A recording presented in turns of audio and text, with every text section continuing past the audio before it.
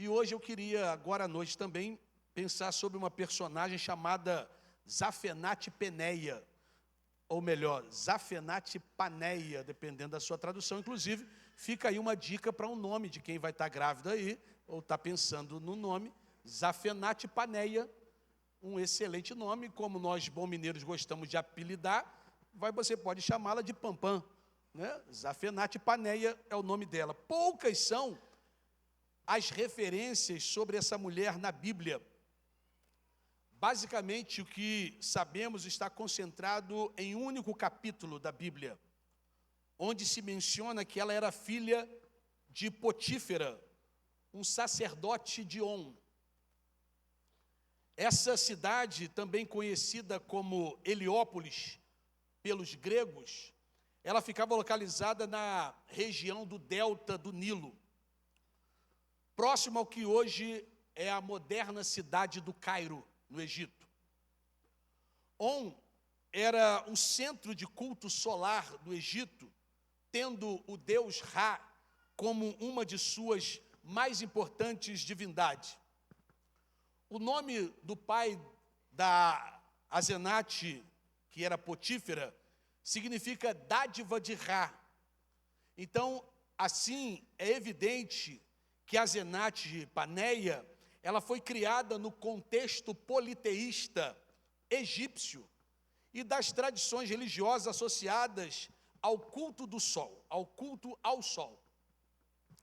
A Bíblia não fornece informações detalhadas sobre o cotidiano, mas como filha de um sacerdote, presume-se que a Azenate Paneia, ela pertencia a uma das classes mais privilegiadas da sociedade egípcia grega.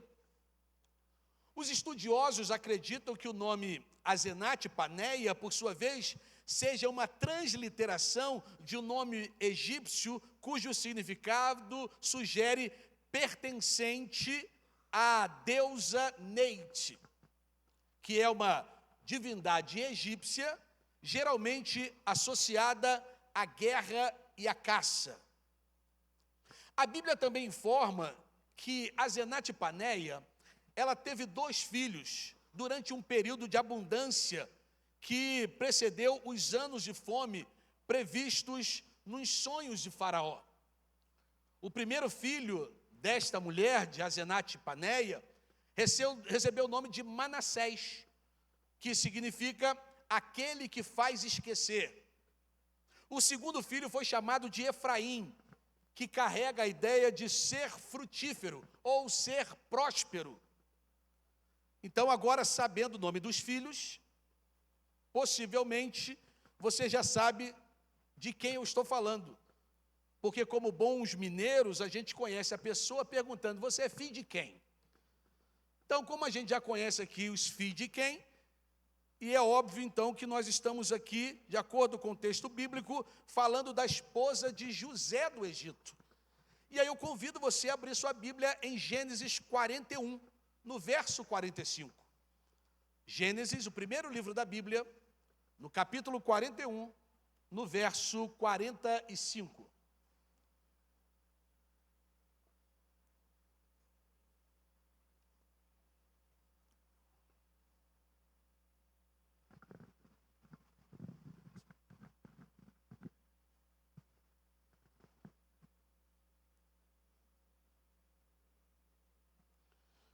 Diz assim as Sagradas Escrituras, só o versículo 45.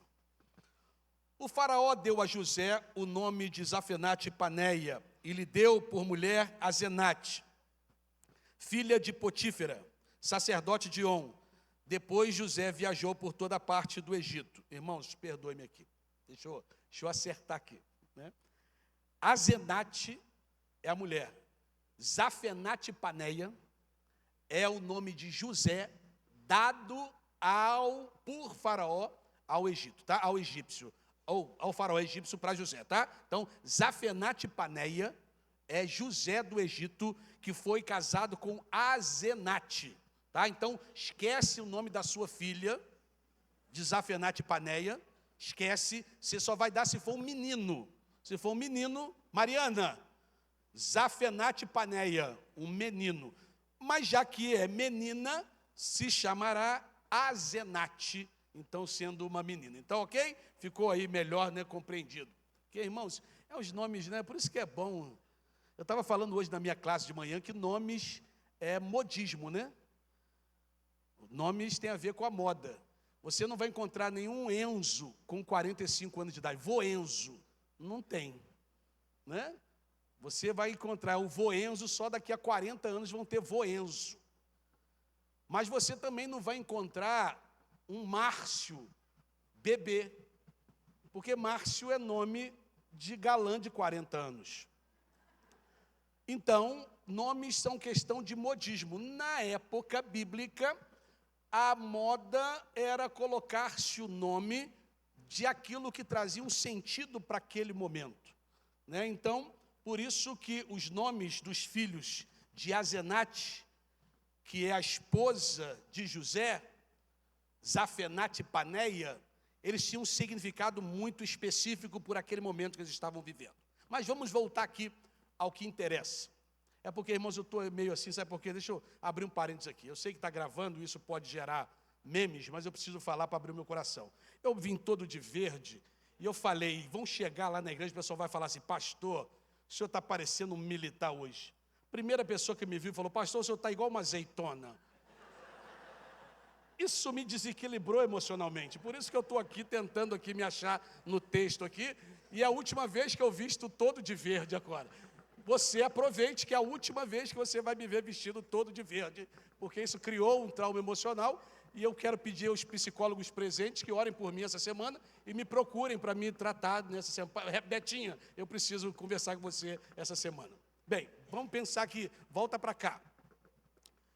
O casamento de José e Azenate ocorreu num contexto de sua ascensão ao posto de governador do Egito. O texto, ele simplesmente registra que o próprio faraó, ele decidiu dar a filha de um sacerdote como esposa ao seu novo administrador.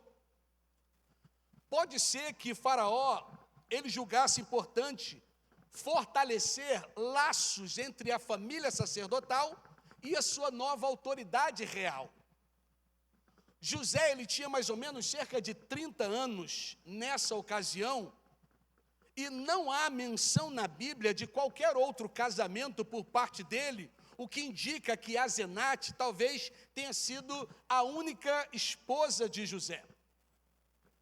O nome dos filhos de José e de Azenate foi escolhido por José, Manassés.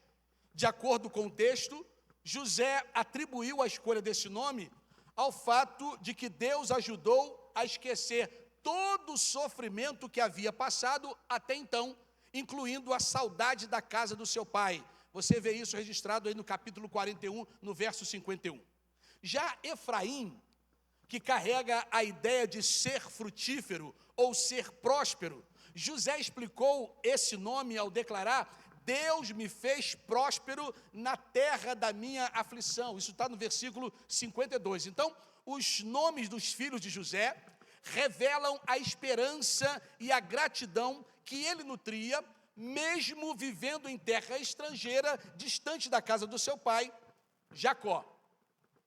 Mais tarde, no capítulo 48 de Gênesis, o texto bíblico revela que o patriarca Jacó, ao encontrar José, em certo sentido, adotou seus dois filhos, conferindo-lhe uma bênção especial. Isso fez com que Manassés e Efraim se tornassem pais das tribos de Israel. Então, nas 12 tribos de Israel, está lá Manassés e Efraim.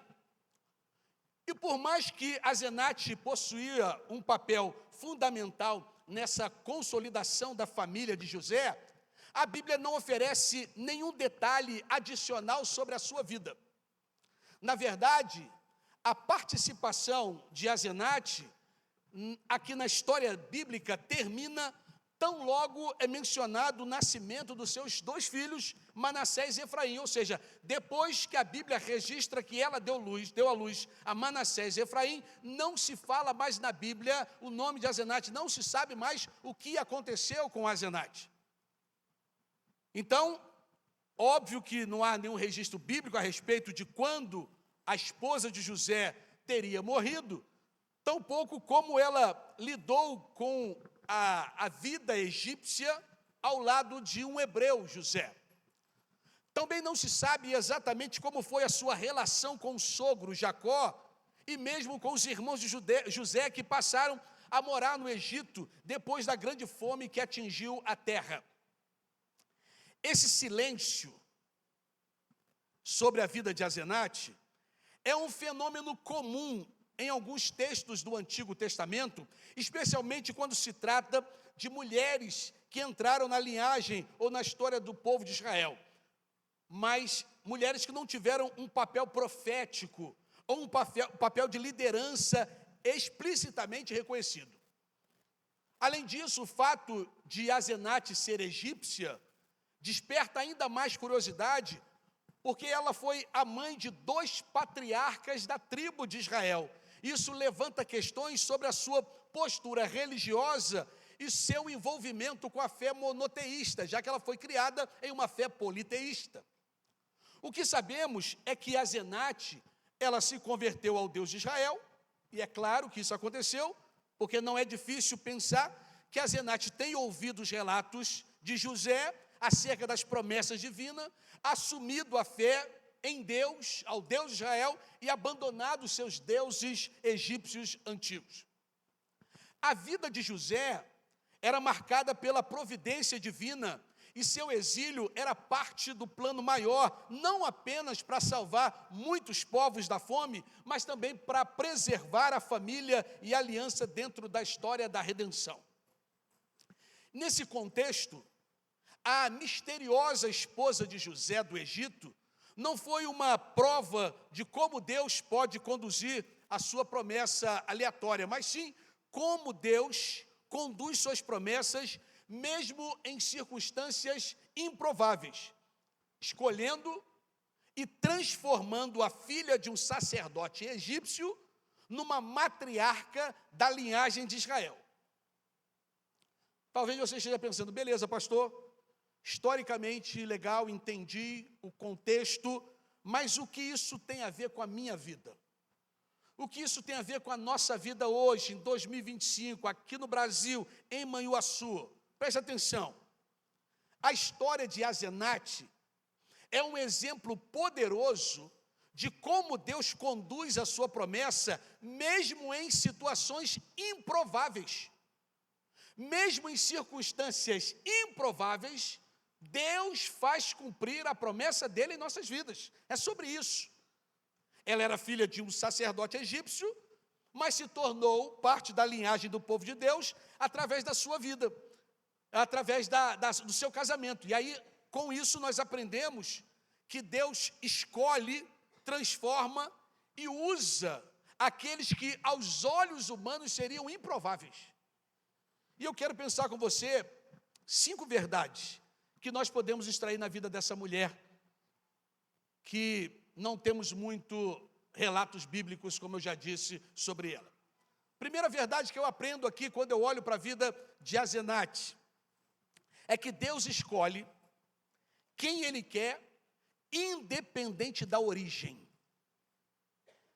Independente se veio da roça ou veio da capital.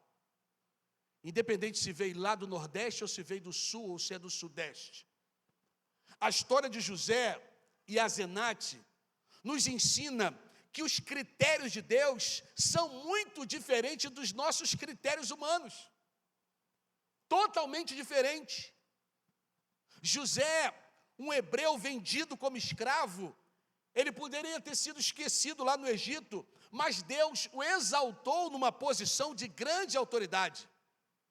Asenate, filha de um sacerdote egípcio, podia ter sido descartada por causa da sua origem pagã, mas Deus a incluiu no seu plano, porque Deus inclui quem a gente exclui. E isso nos mostra que o propósito divino não está preso na nossa história, ou na cultura, ou até mesmo no passado. Porque muitas pessoas, às vezes, olham para a sua origem e acham que você talvez não seja digno de ser usado por Deus. Quem sabe não sabe nem falar direito, não sabe nem falar o português correto. Pensam, quem sabe, que por causa da sua família, ou até por causa dos erros do seu passado, ou por causa das condições sociais, estão fora do plano divino. Ei, no entanto, a Bíblia está repleta de exemplos de pessoas improváveis que Deus escolheu para cumprir grandes missões. Que exemplos disso? Moisés. Moisés era um homem de fala difícil, era um fugitivo do Egito, mas Deus o levantou para ser líder do seu povo.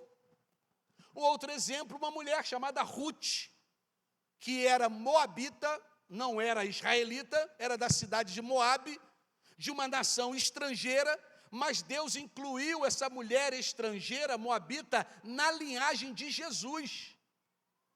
Davi era apenas um jovem pastor, mas Deus o fez rei de Israel. Ei, Deus vê além das aparências, além das limitações humanas. Ele escolhe, é Ele que capacita aquele que deseja, independentemente de onde você vem ou aquilo que você fez no seu passado. Ei, a graça de Deus transforma qualquer pessoa e coloca essa pessoa no centro da vontade de Deus. Eu me lembro quando eu cheguei aqui há 18 anos atrás. Na semana que eu cheguei, uma família foi embora da igreja. E ao procurarmos esta família, e essa família disse com muita tranquilidade, falou: pastor, o senhor não me leva a mal, mas eu acho que a igreja fez uma péssima troca. Nós tínhamos um pastor que lia a revista Veja no púlpito e falava com voz de locutor. E não era uma crítica, isso foi fala dela. E aí essa igreja hoje troca esse pastor que só vestia roupa social por um favelado que calça tênis. Mas pastor, não é pessoal. Eu falei, nada. Entendi, está tudo bem. Esse pastor ficou 5 anos e 6 meses. Mês que vem eu faço 18 anos aqui nesta igreja. Um homem de Deus, e aqui eu não estou falando do pastor. Eu estou falando que Deus é quem determina e quem escolhe do tempo dele, da forma dele, do jeito dele. Porque não é sobre a gente, é sobre Deus. Ei, meu irmão, porque se você se sente incapaz, ou se você se sente indigno de ser usado por Deus, lembre-se que Deus não olha para a sua origem, mas Ele olha para o propósito que Deus tem, que Ele mesmo tem para a vida ou para o reino dEle, que pode usar a sua vida. O Senhor pode transformar qualquer história e usar qualquer pessoa para cumprir os planos de Deus. Basta confiar nele e entregar a Ele o seu chamado. Essa é a primeira coisa que eu aprendo. Mas eu aprendo uma segunda verdade. Deus transforma vidas para cumprir os seus propósitos. Vou repetir. Deus transforma vidas para cumprir os seus propósitos. A história de Asenate nos ensina que Deus não apenas chama pessoas para fazer parte dos seus planos, mas também as transforma para que possam cumprir o propósito para o qual foram designadas. Criada em uma cultura pagã, longe dos princípios de Deus verdadeiro, ou do Deus verdadeiro, Asenate se casa com José, um homem que permaneceu fiel ao Senhor, mesmo em meio às adversidades do Egito. O seu papel como esposa, o seu papel como mãe de Manassés e mãe de Efraim, mostra que, de alguma forma, ela foi envolvida no plano divino e se tornou parte da aliança que Deus estabeleceu com o seu povo. Então, apesar da sua origem egípcia, os seus filhos não só receberam a bênção de Jacó, mas foram incorporados entre a tribo de Israel, um claro sinal de que Deus estava cumprindo o seu propósito através da filha de José.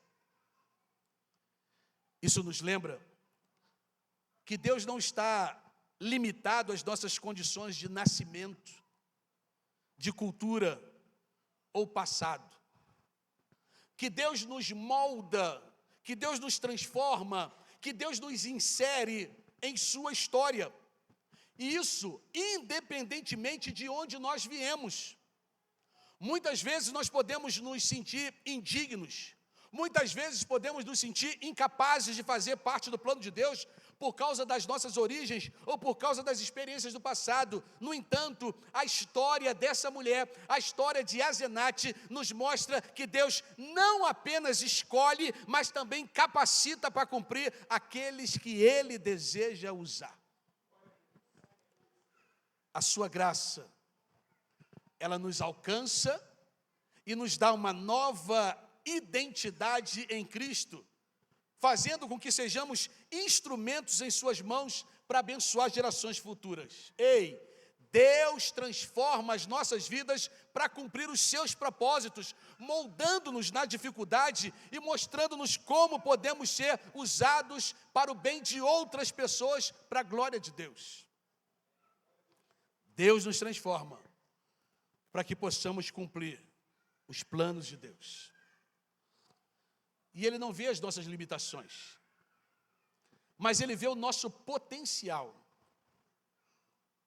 E Ele transforma esse potencial que nós temos, Ele amplifica esse nosso potencial.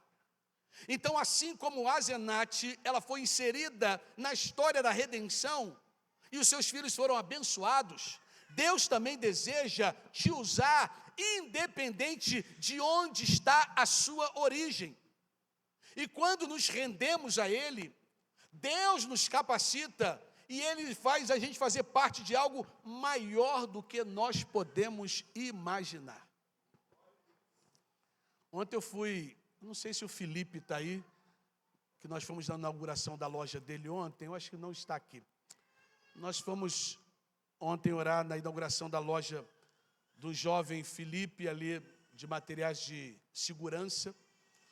E a loja ficou linda, ali na BR. E eu falando para ele, Felipe, isso é uma realização de um sonho, né? E ele falou, pastor, eu nem sonhei com isso. Isso está muito mais além do que dos meus sonhos. Eu só queria um trabalho, eu comecei ali, em Fervedouro, só uma pequena lojinha, era a única coisa, e eu estava feliz com essa pequena lojinha. Deus está alargando os meus termos e me abençoando, me dando além daquilo que eu sonho.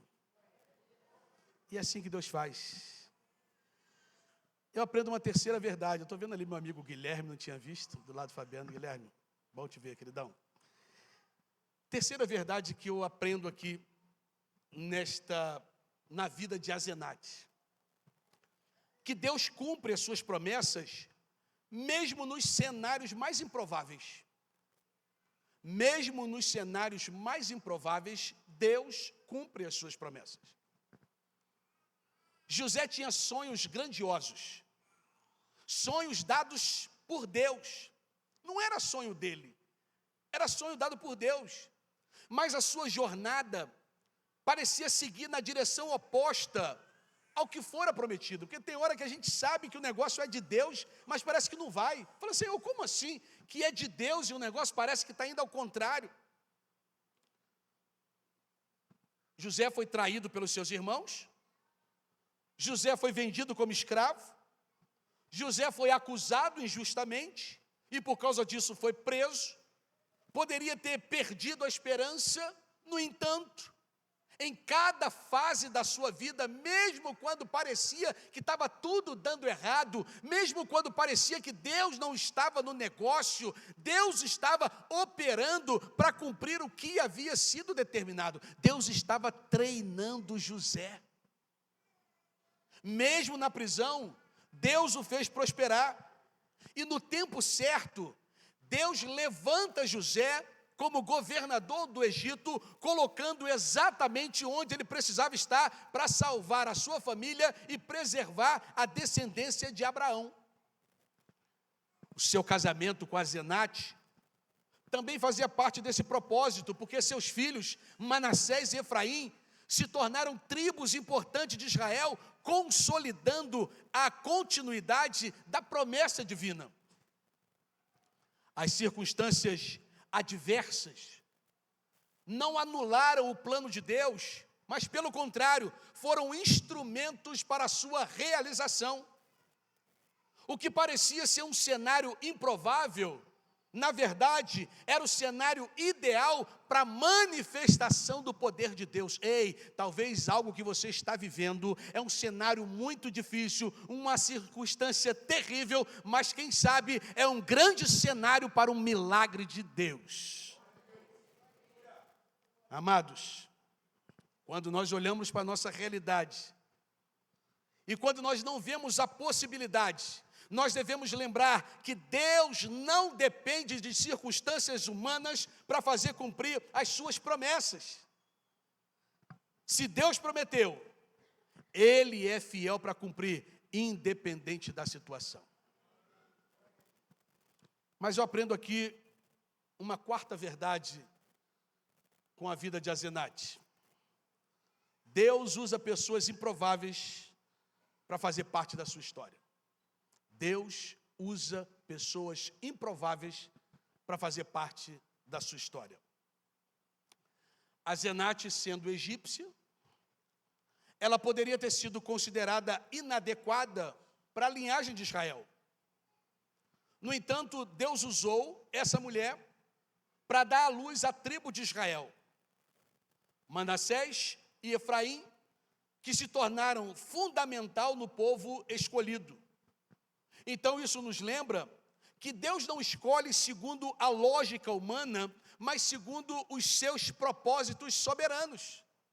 Nós olhamos para nós mesmos e pensamos que nós não somos qualificados para cumprir algo grandioso, para um projeto espetacular, exponencial, especial que Deus tem. Podemos nos sentir insuficientes, podemos nos sentir incapacitados, podemos nos sentir indignos. No entanto, a história bíblica está repleta de exemplos de pessoas improváveis que foram chamados por Deus para cumprir a sua promessa, para cumprir a sua vontade, para cumprir os seus desígnios. Moisés, novamente, era um fugitivo, um homem de fala difícil. Alguns dizem que ele era gago, mas Deus usou para libertar Israel. Como eu já disse, Davi era um jovem pastor, mas foi ungido como rei.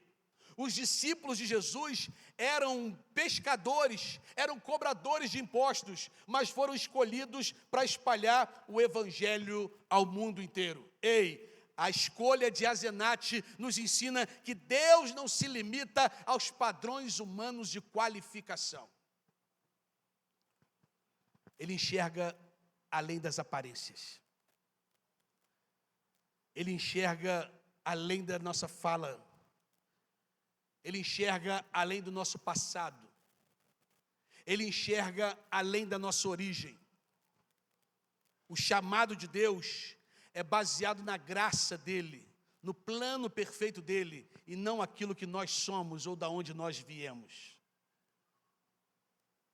Havia um homem chamado José de Arimateia, um membro do conselho dos fariseus, rico e respeitado entre os judeus. Embora José de Arimateia fosse um homem bom, ele havia ficado em silêncio durante muito dos acontecimentos que envolveram Jesus. E como muitos outros líderes religiosos da época, José de Arimateia estava em um dilema. Ele queria seguir Jesus, mas ele temia as consequências de se associar a Jesus abertamente. Por causa disso, poderia inclusive resultar em sua exclusão da sinagoga e até mesmo em uma perseguição. Naqueles dias de José de Arimateia, o povo de Israel esperava o Messias, mas muitos acreditavam que o Messias viria como um grande poder e força militar para libertá-los dos romanos. O povo não imaginava que o Salvador seria um homem humilde, seria um homem que pregaria o amor, que seria um homem que pregaria a paz, que a sua missão culminaria em uma morte dolorosa na cruz. José de Arimateia, com todo o seu conhecimento da lei, com todo o seu conhecimento das Escrituras, não compreendia como tudo isso se encaixava. No entanto, havia algo em seu coração que sabia que Jesus era diferente. E quando Jesus foi crucificado e morreu, o corpo do mestre foi deixado pendurado na cruz, abandonado sem sepultura. Porém, naquele momento crucial, José de Arimateia tomou uma decisão ousada que ninguém esperava. Ele foi até Pôncio Pilatos e pediu o corpo de Jesus para sepultá-lo com dignidade. Ele sabia que ao fazer isso, ele estaria se expondo, ele estaria se arriscando, ele estaria sendo considerado até mesmo um traidor pelos líderes religiosos que queriam que Jesus apodrecesse ali na cruz, como os outros que eram assim feitos quando eram crucificados. Mas José decidiu seguir a sua fé, mesmo que isso significasse ser visto como um homem improvável para tal ação.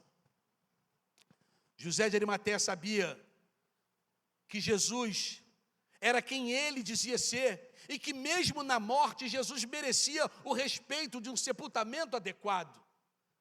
José de Arimateia comprou um sepulcro novo, escavado numa rocha, e com a ajuda de Nicodemos, outro membro do conselho, que também acreditava em Jesus, mas de forma discreta, cuidou do corpo de Jesus, ungido com óleos, envolto em lençóis de linho.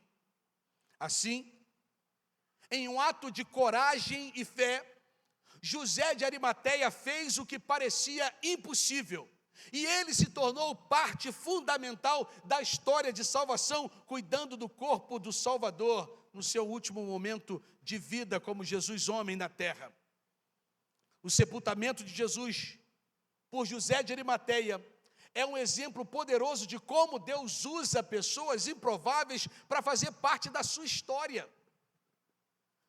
Apesar de ser rico e respeitado, ninguém poderia imaginar que ele estaria disposto a arriscar a sua posição, a arriscar a sua reputação para ajudar um homem condenado à cruz.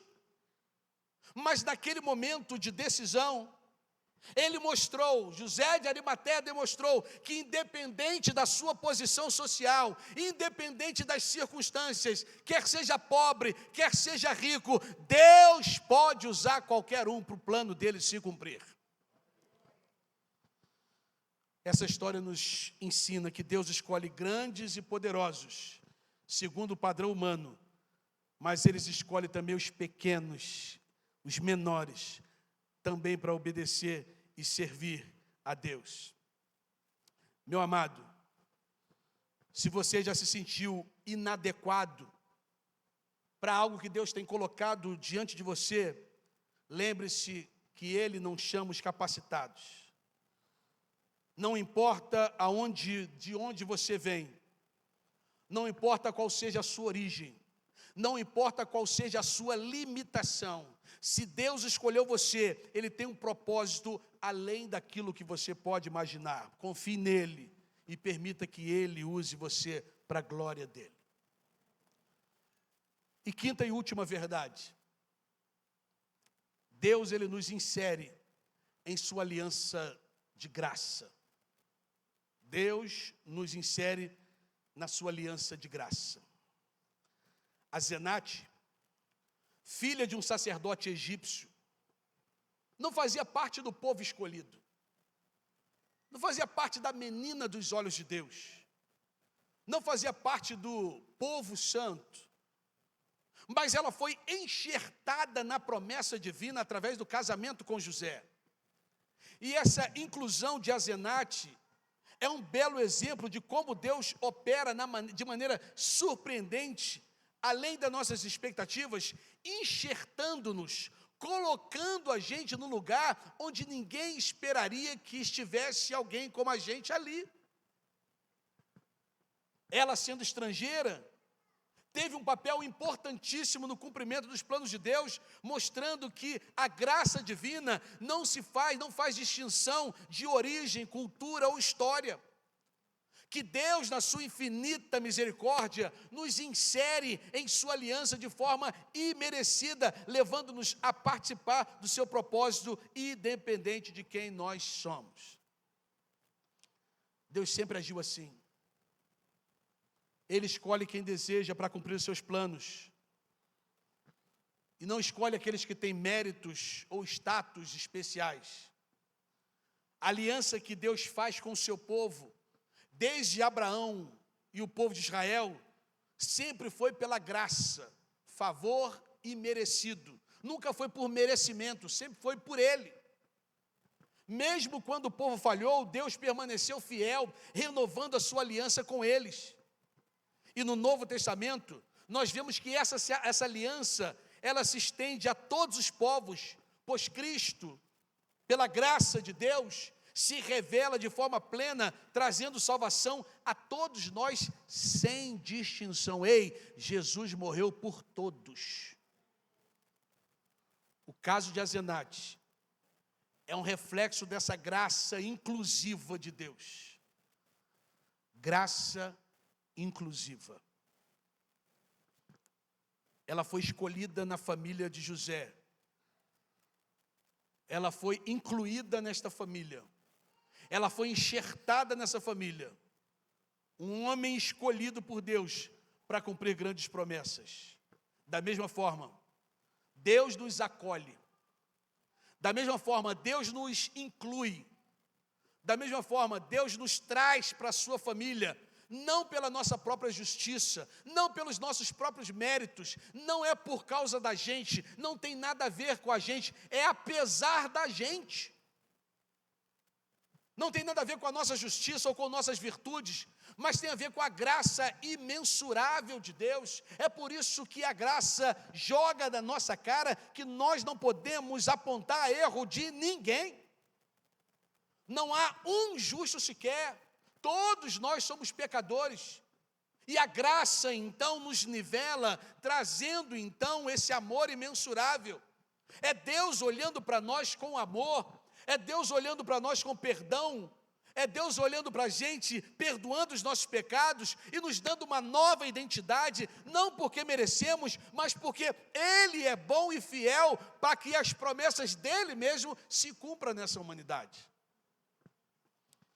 Queridos irmãos, irmãs, amigos, a salvação e os planos de Deus não dependem dos nossos méritos, mas é tudo pela graça.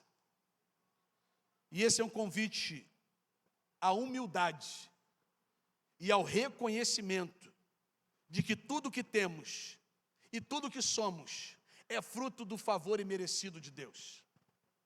E quando nós entendemos isso, nós podemos nos livrar da ideia que precisamos sempre de alcançar padrões para sermos amados por Deus. Ei, deixa eu dizer uma coisa para você.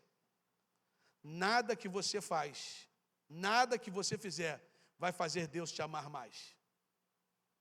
Mas também, nada que você fizer, vai fazer Deus te amar menos. A Bíblia diz que Deus nos ama, porque nós amamos ao Senhor, porque Ele nos amou primeiro. Então, se a Bíblia diz que Deus me amou primeiro, de eu amá-lo, quer dizer que Deus me amou quando eu estava ainda lá fora, no pecado. Com todas as minhas transgressões, com toda a minha imundícia, com todos os meus problemas, ainda assim Deus me amou e enviou o seu Filho para morrer na cruz pelos meus pecados. Então, nada que eu faço faz Deus me amar mais. Agora é óbvio que por causa desse amor, por causa desse sacrifício, por causa dessa entrega, eu quero viver uma vida que honre esse Deus que me amou. Eu quero viver uma vida de abnegação por causa deste imenso amor. E eu finalizo. Encerro dizendo que a história de Azenate nos ensina que Deus pode usar qualquer pessoa para cumprir os seus planos. Qualquer um. Que Ele não se limita a circunstâncias, a origens ou tradições humanas. Que se ele fez isso com a Zenate, ele também pode fazer isso com a sua vida. E a única coisa que nós precisamos fazer é confiar no plano de Deus e estar disponível para ser usado por Ele. A única coisa que Deus quer é que você diga: eis-me aqui, Senhor, usa-me a mim. O Senhor sabe que eu sou limitado. O Senhor sabe de onde eu vim. O Senhor conhece minha história, conhece minha família, conhece o meu passado. Mas se o Senhor quer me usar e quer me abençoar, eu estou aqui para que, de alguma forma, eu seja bênção na história de outras pessoas. Então, que nesta noite, e em especial nessa semana, você saia e tenha a convicção que, independente de onde você veio ou quem você é especial para o Senhor. E por isso, Ele deu o único filho dele para morrer na cruz, pelos meus e pelos seus pecados. Queria convidar você a fechar os seus olhos nesse momento. Baixe a sua cabeça.